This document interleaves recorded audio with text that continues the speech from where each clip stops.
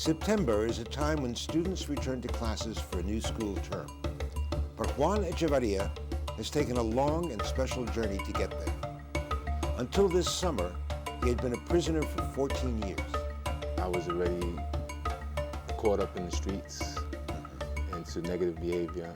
And what were you doing in prison before you knew about the prison to college pipeline? Pretty much sitting around, doing nothing, eating, getting fat.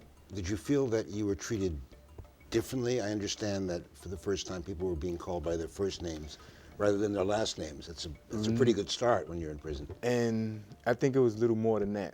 A lot of guys were used to writing down their number, identifying themselves by, their DIN number. And over the semester, that completely changed. And guys started to identify themselves by their first name. And I think that change came from the learning exchanges that we were having, because we started to feel as if we were a part of the John Jay community and not a part of the prison community.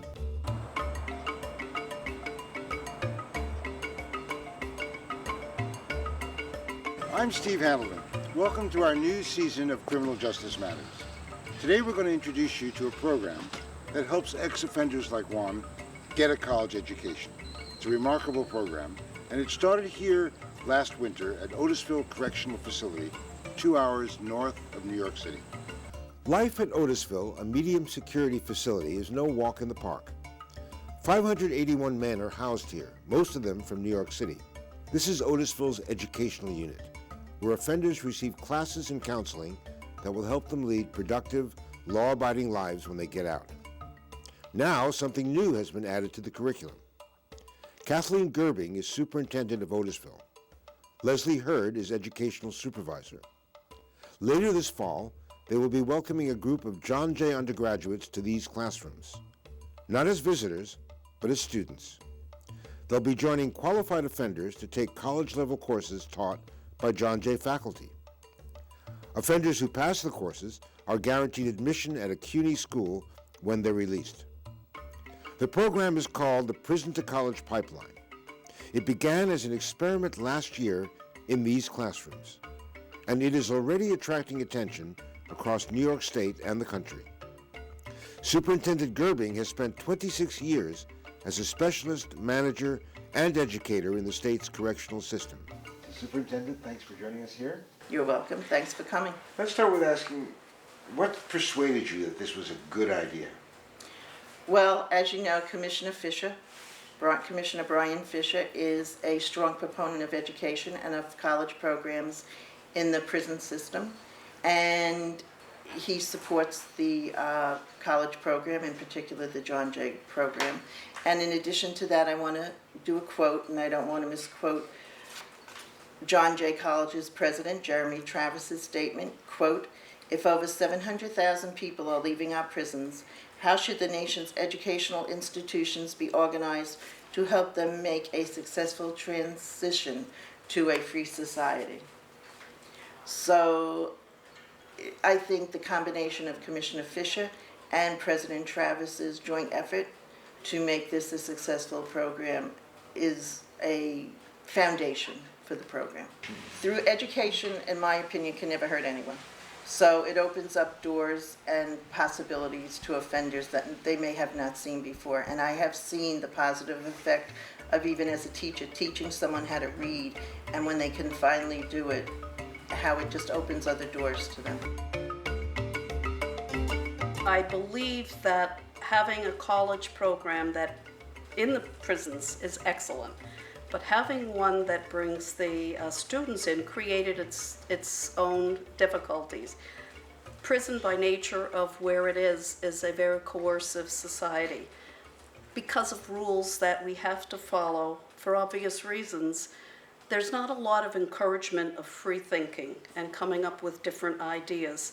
So the men are institutionalized, and they also tend to sort of think around the same parameters.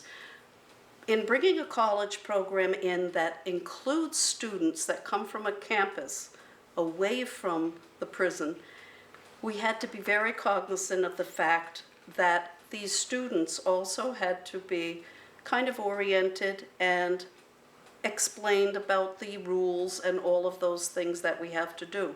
But what they bring is so excellent for the men, because our men can now interact with somebody in society who is not incarcerated, who doesn't deal with barbed wire and, you know, a set of rules where everything is planned for them every minute of the day, and they have to be in certain places at certain times.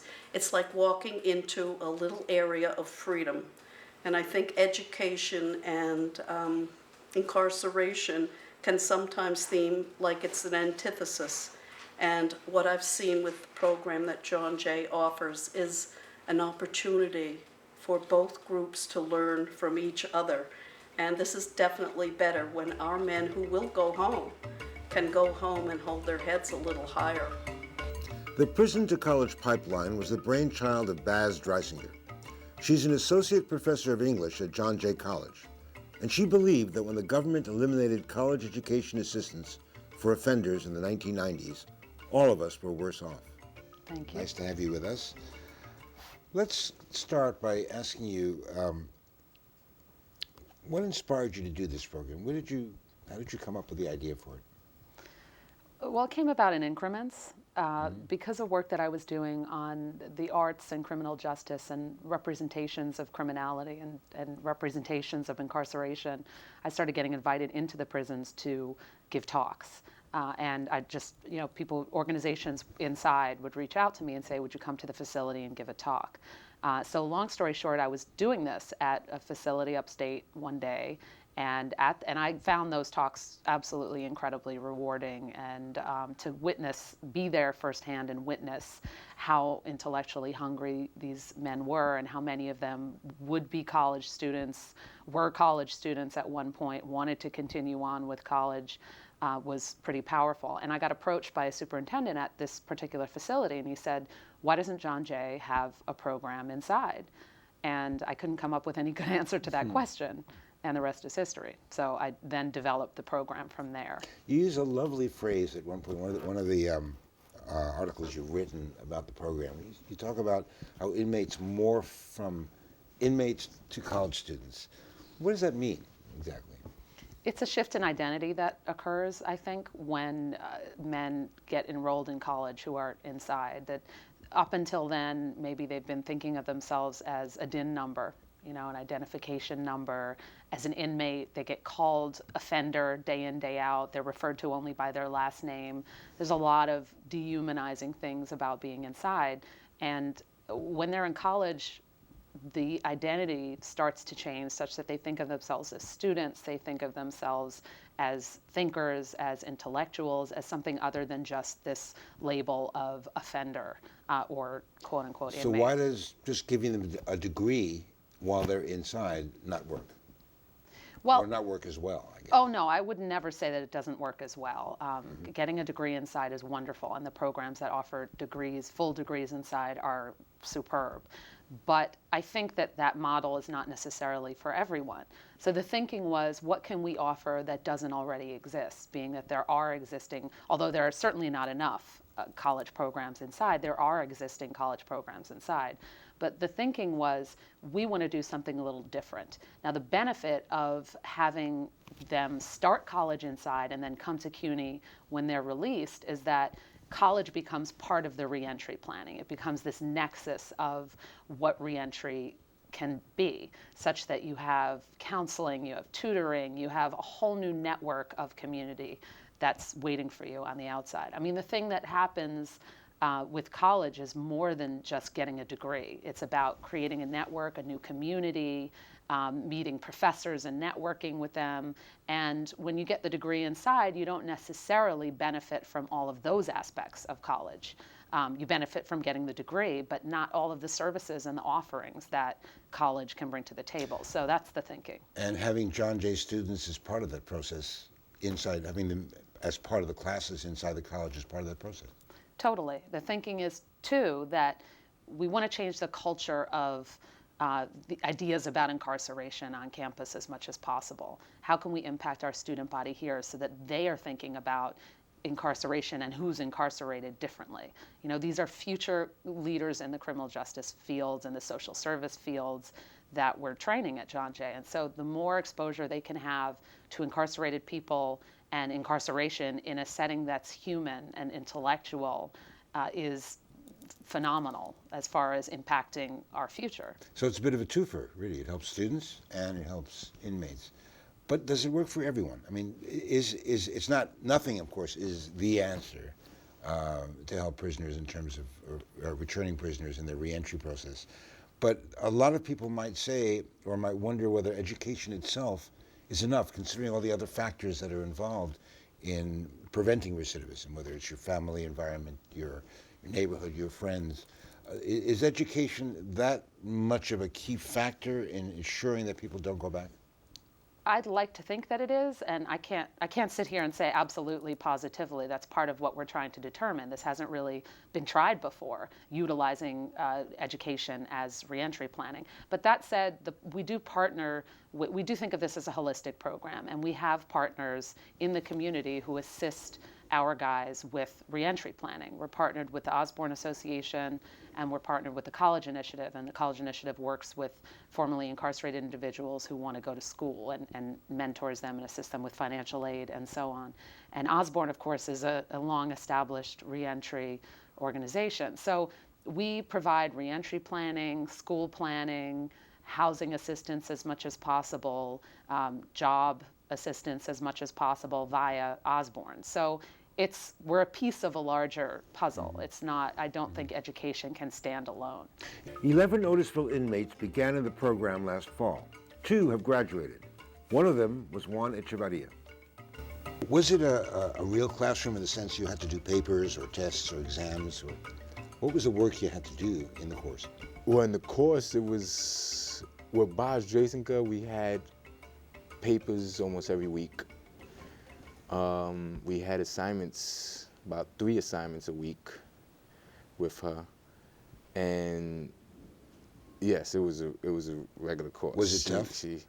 Yes, and the thing that made it tougher with her is that she was so energetic, her energy, and she showed you how to do it the right way, so you had no room for mistakes. There was no room for error. So how did you have time to do your classwork, your homework, when you were also doing the other stuff that you need to do in your inmate normal routine that you have to do in the prison? I used to do it on my downtime doing other program, and also I used to do it at night. At nighttime, I used to sit there and I used to be up till about 3 o'clock in the morning studying and writing papers. 3 o'clock in the morning, isn't there a lights out policy in the? Oh, well, I have my lamp, so I had my lamp, so. So, you know, they can't tell you got to turn your lamp off. And did any of the other inmates tell you, what are you doing this for? I mean, it doesn't, or they were? No, actually, a lot of them was telling me that they felt good to see that, you know, that they was happy to see someone that was motivated with their education. Were there a lot of people trying to get into the program once they saw you? Yes, once they seen all of us. And a lot of the other guys felt the same way about this program that was in the program. On, you know, me personally, I see it as it made me feel it gives me a sense of normalcy. Normalcy? Yes. In what sense? In the sense that it shows, well, it helped me to see that there is a better part of myself that can be produced from being active in college. Yes.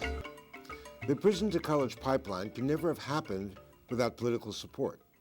Jeff Aubry is chair of the New York State Assembly Committee on Correction. Since 1992, he has represented District 35 in Queens, and he's been the program's biggest champion. Assemblyman Aubrey, welcome to the program. Thank you very much for having me. Thank you very much for being here. Was this a hard sell in the Assembly to get this program off the ground? I wouldn't describe it as a hard sell. It was a long process because we're in difficult financial times, and we've been reducing programs, not expanding them. And so this was a program that is new to the funding stream that we have identified for criminal justice programs.